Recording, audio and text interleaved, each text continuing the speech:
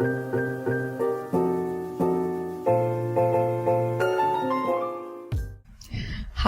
I'm Ms. Mathrani, and today I'm going to be showing you how to make Rajma Chawal. Rajma Chawal translates to kidney beans and rice and is a really well-known comfort food in India, and I'm excited to share it with you. So you're going to start by chopping one onion in half. Half of it we're going to use to make our pickled onions for the garnish.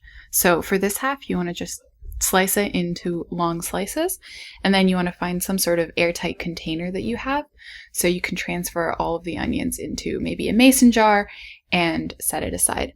The other half you're going to actually chop into small pieces, dice it as finely as you can, and we're going to use this to start making our Rajma Chawal.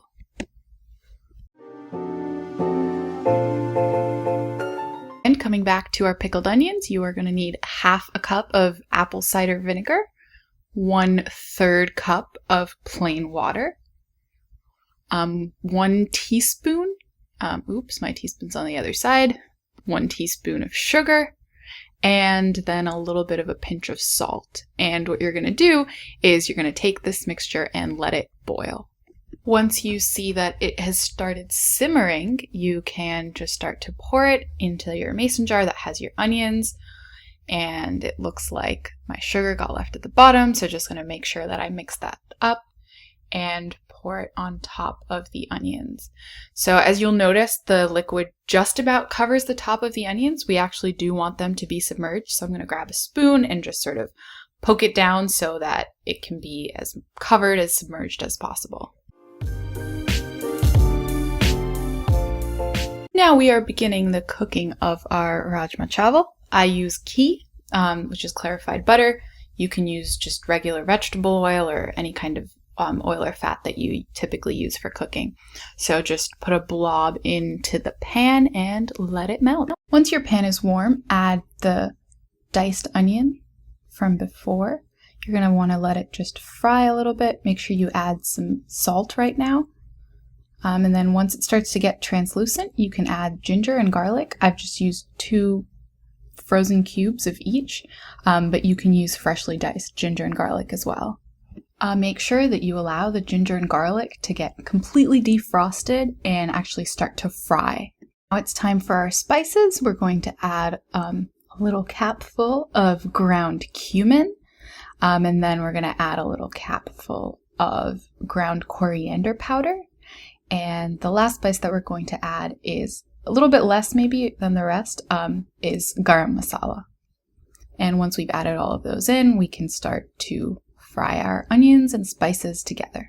You're going to want to keep frying after this part. Just be patient and sort of allow the spices to get roasted and really combine with the onions. And oops, there's one thing I forgot. You also want to add a bay leaf.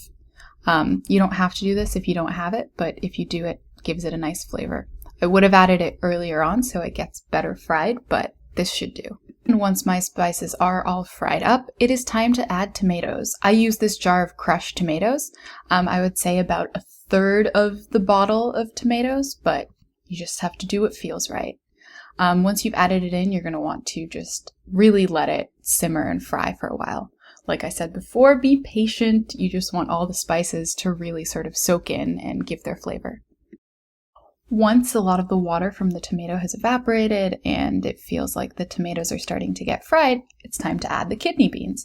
I just used a jar of dark kidney beans, just sort of drain out the liquid and rinse them out, add the kidney beans in, and then you can stir. Continue to be patient, keep stirring, and just sort of allow the mix to simmer. And while that's simmering, let's take a quick look at our pickled onions. They are looking wonderful and they're starting to become pink. Since a lot of the water had evaporated, I just added some hot water so that it could continue to cook and the beans could soak up all the flavor. So just sort of let it sit and boil and simmer. And while you just let it boil and simmer and soak in all the flavor, you can mash a little bit of the kidney beans just to thicken the gravy. You want to start making some rice. This is how my tutorial of cooking rice turned out, so I'm just going to let you make the rice for yourself. I typically use white basmati rice, but whatever rice you have at home should work just fine. Serve the kidney beans on top of a bed of rice and garnish with your pickled onions.